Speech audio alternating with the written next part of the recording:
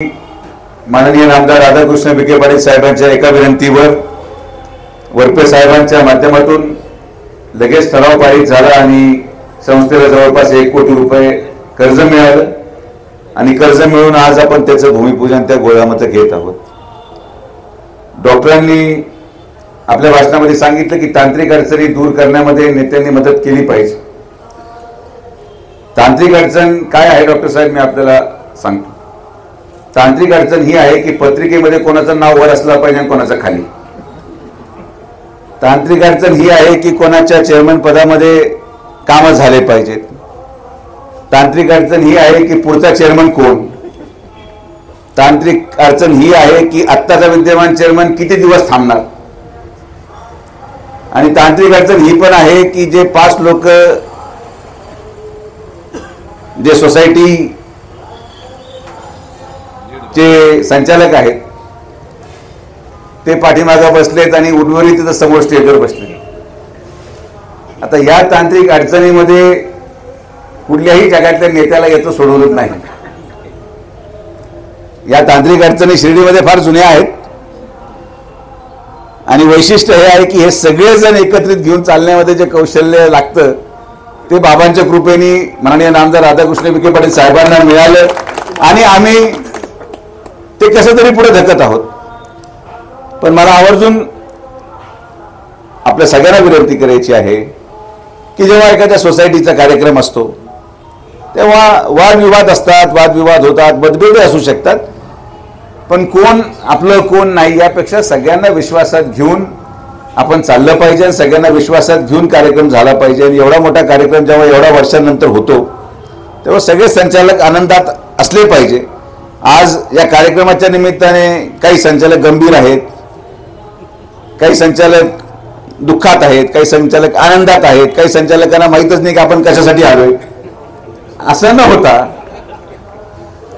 न होता नुसतं संचालकांपुरतं नाही पण सगळ्या संस्था चालवत असताना आज या मंडपामध्ये डॉक्टर साहेब सगळे एकत्र आपल्याला पाहायला मिळतात। सगळ्यात मोठी तांत्रिक अडचण ही पण आहे की 2.5 महिन्यानंतर हे कोणी सगळे एका मंडपात सापडणार नाही, हे मला कळतंय। पण जोपर्यंत आपण पुढे जात नाही तोपर्यंत आपल्याला भविष्य भाकीत करणं अवघड असतं। निवडणुकीच्या दरम्यान पण एकत्र असतात डॉक्टर साहेब, फक्त ते रात्री एकमेकाबरोबर असतात, दिवसा नाही। हा सगळ्यात मोठा फरक आहे। आणि म्हणून माझी तर व्यक्तिगत मागणी आहे की जी नगरपंचायतची नगर परिषद झालेली आहे तिला परत नगरपंचायत कसं करता येईल यासाठी माझा प्रामाणिक प्रयत्न आहे। आणि त्यापेक्षा महत्वाचं की आता एवढे सगळ्या लोकांना संधी मिळाली। बापू प्रथम नगराध्यक्ष झाले, गोपीनाथ बापू उपनगराध्यक्ष झाले, अभय भैया नगराध्यक्ष झाले, सगळ्यांना संधी मिळाली, पण आदिवासी समाजाला या शिर्डीमध्ये संधी नगराध्यक्ष पदाची मिळाली पाहिजे अशी माझी प्रामाणिक भूमिका आहे। आपण सर्वसामान्य गोरगरिबाला ज्या दिवशी नगराध्यक्ष करू त्या दिवशी खरं शिर्डीचं चित्र बदलायला सुरू होईल, हा माझा स्पष्ट मत आहे। आणि त्यामुळे मी बाबांना साकडं घातलेलं आहे की जर आदिवासी समाजाला आरक्षण निघालं तर मी पायी लोणी येऊन चालत शिर्डीपर्यंत येणार। आणि मी तुम्हाला आवर्जून सांगतो की जेव्हा मी चालत येईल तेव्हा स्वागताला सगळे ओपन कॅटेगरीचे लोक वेशीवर माझा वाट पाहणार आणि मला सत्कार देखील करणार, कारण की शेवटी सर्वसामान्य माणसाला न्याय दिल्याशिवाय या शिर्डीमध्ये बदल घडू शकत नाही। आपण अनेक चांगले कामं या शिर्डीमध्ये करत आलेलो आहोत। या सोसायटीमध्ये देखील वादविवाद न करता इथं चांगलं भव्य इमारत उभी राहिली पाहिजे। शिर्डी सोसायटीचा विकास झाला पाहिजे, ही नामदार साहेबांचंही स्वप्न आहे, संकल्पना आहे। आणि म्हणून या स्वप्नपूर्तीसाठी आपण सगळे संचालक मंडळ एकत्रित राहून प्रयत्न करतील असा मला ठाम विश्वास आहे। मगाशी बापूंनी इतकं माझ्याबद्दल बोललं, बापू एवढं गोड कधीच बोलत नाही, त्यामुळे मला भीतीही मनामध्ये आलेली आहे की नेमकी आता काय होणार आहे आणि भविष्य कालावधीमध्ये काय होईल याची शाश्वती कोणालाच नाही। प्रत्येकाला पद मिळण्याची अपेक्षा आहे आणि प्रत्येकाला ते पद मिळालंही पाहिजे। मला असं वाटतं हे आमचं भाग्य आहे की आमच्याकडे असणारा प्रत्येक कार्यकर्ता हा नगराध्यक्ष पदाचाच उमेदवार आहे आणि याचा अभिमान एक नेता म्हणून आहे। आणि त्याचा जे काही त्रास आम्हाला होतो सगळ्यांना सांभाळण्यामध्ये, सगळ्यांना मनवण्यामध्ये, त्याचा एक आनंद वेगळा असतो। राजकारणामध्ये दिघे साहेब सगळ्यात मोठा आनंद माहिती कसा आहे, आपल्याला माहिती आहे की आपण एखाद्याला समजून सांगायला बोलवलं आणि आपल्याला माहिती आहे की ऐकणार नाही, तरी सुद्धा त्याच्याबरोबर 1 तास घालवणं हा किती जरी मूर्खपणा वाटत असेल मला, तरी ते हसत हसत करणं याला कौशल्य लागतं आणि त्याचा आनंद हा भाग वेगळा आहे. तुम्हाला उद्या वाटत असेल सुधाप्पा की उद्या मी तुम्हाला बोलून घेतलं की सुधाप्पा थांबा, तुम्ही काय लढू नका, पण सुधाप्पाने जर ठरवलं असेल की मी लढणारच आणि मला माहिती आहे की थांबणार नाहीये, पण 1 तास त्यांच्याबरोबर गप्पा टप्पा मारत आपल्याला माहिती आहे की हा माणूस या दरवाजा बाहेर निघाल्यानंतर पहिलं पॅनल संध्याकाळी गोळा करणार आणि दुसऱ्या दिवशी अर्ज भरणार. त्यामुळे माझ्या सगळ्या मतदार बंधू आणि भगिनींना विनंती आहे की योग्य तो निर्णय घ्या.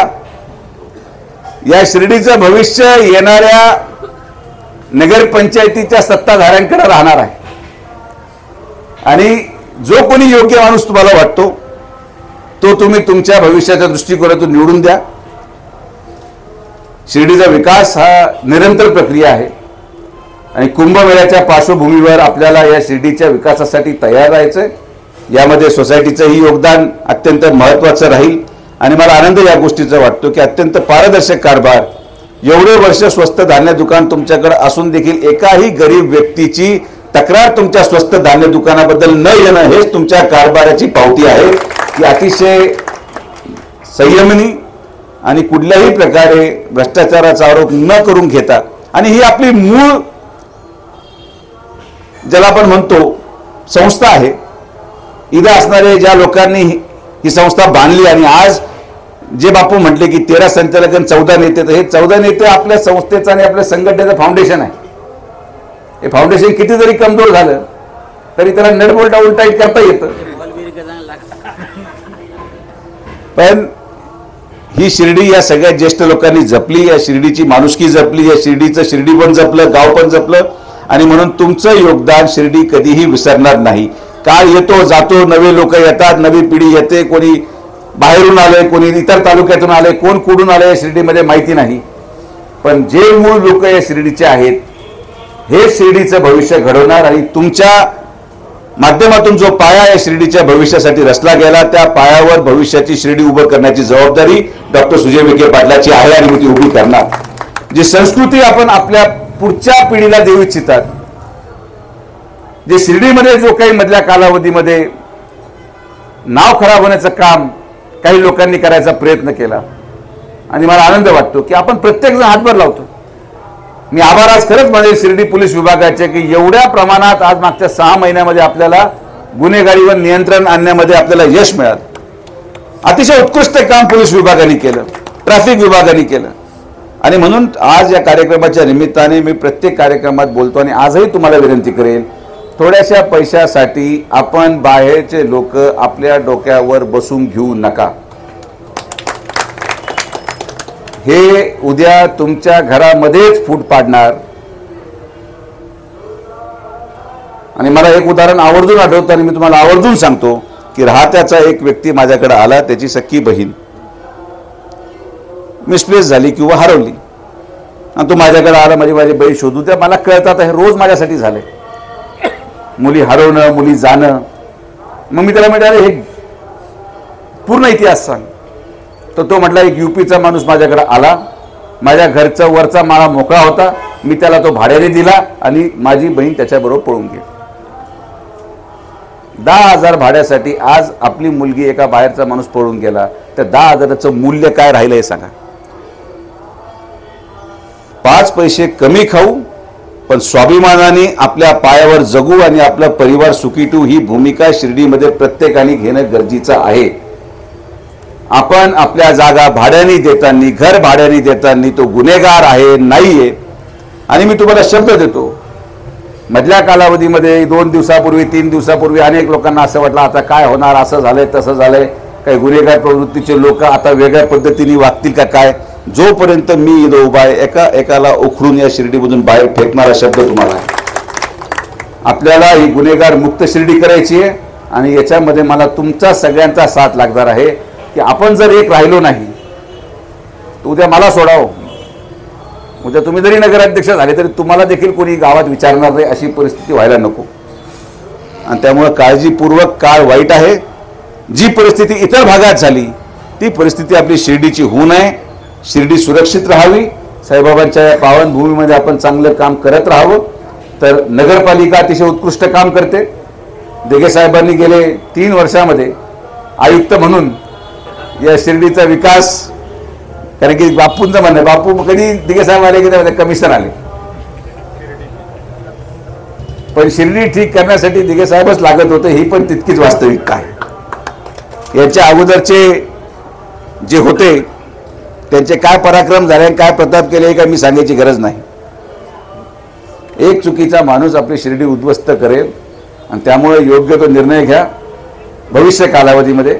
तसं आमचे भाषणं होणारच आहे. आता मी कोणाच्या स्टेजवरून भाषण करायला देवालाच माहिती, पण आणि कोणासाठी करा हे मला माहित नाही, पण माणूस जो दिला जाईल तो तुमच्या हिताचा, तुमच्या मुलांना आणि तुमच्या मुलींना सुरक्षित ठेवेल असाच व्यक्ती या ठिकाणी निवड आम्ही करू, हा विश्वास तुमच्या पुढे व्यक्त करतो. मला कुठलाही प्रचार करायचा नाही. डॉक्टर साहेब पण आहेत, त्यांचा पॅनल समोर राहील. मला विश्वास आहे की ते पण लढतीलच, म्हणजे त्यांच्या पॅनलच्या माध्यमातून. पण शिर्डीच्या विकासासाठी डॉक्टरांनी कधीही आडेकाठी आणली नाही, हे पण तितकंच मी आवर्जून या कार्यक्रमाच्या निमित्ताने सांगू इच्छितो. विरोध प्रतिविरोध आपल्या आपसात होत राहतं, पण जेव्हा शिर्डीचा विषय येईल तेव्हा सगळ्यांनी आपले पक्ष जोडे बाजूला ठेवून एकत्रितपणे, आपण बरोबर आहे का नाही, तुमचं पॅनल होणार आहे का नाही, आपणचा पण पॅनल ठरला आहे, त्यामुळे बरं आहे. तुम्ही उलट प्रार्थना केली पाहिजे की 4-5 पॅनल झाले तर तुमचं एकदम अर्ध्या लोकांच्या ग्रामस्थांचं लोन नील झाल्याशिवाय राहणार नाही. त्याचं मी आता त्याच्यावर विश्लेषण करत नाही, पण आता भरपूर वेळ झाला. आमच्या माता भगिनी आणि मुली देखील आलेल्या आहेत. सायकल वाटपाचा कार्यक्रम बहुतेक आहे, तर मी आपल्यामध्ये फार वेळ घेऊ इच्छित नाही. आपण सगळेजण आलात. आज या बांधकामाला सुरुवात होत आहे. जिल्हा बँकेच्या माध्यमातून सोसायटीला सशक्तीकरण करण्याचं काम अहिल्यानगर शहराची, अहिल्यानगर जिल्ह्याची जिल्हा बँक करत आहे. त्याबद्दल मी वरपे साहेब आणि माननीय चेअरमन कडिले साहेबांचे पुनश्च एकदा मनापासून आभार व्यक्त करतो. आपल्या सगळ्यांना मी पुढील वाटचालीसाठी माननीय आमदार राधाकृष्ण विखे पाटील साहेबांच्या वतीने शुभेच्छा देतो. थांबतो. जय हिंद, जय महाराष्ट्र, जय श्रीराम.